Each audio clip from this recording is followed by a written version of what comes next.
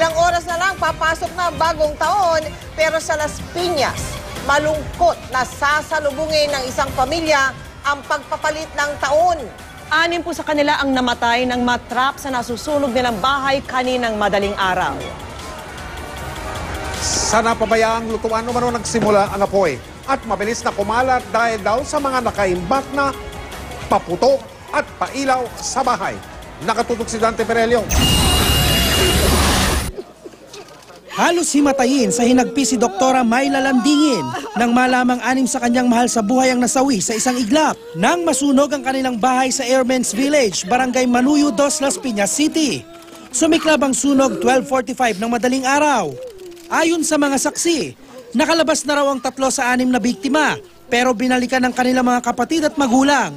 Hanggang pati sila, hindi na rin nakalabas ng buhay. Ang alam ko namin na susunog lang yung house pero hindi yung mama ko. Then, walang patay. Pag sa tiki ko dito, ang dami pala nila. Hindi ko matake yun.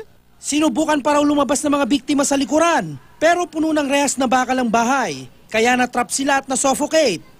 Iisa lang ang gate na pasukan at labasan. Pinalibutan daw noon ng grills ang bahay dahil ilang beses na raw ninakawan dati. Yan ang nagiging problema natin ever since residential, yung secondary exit.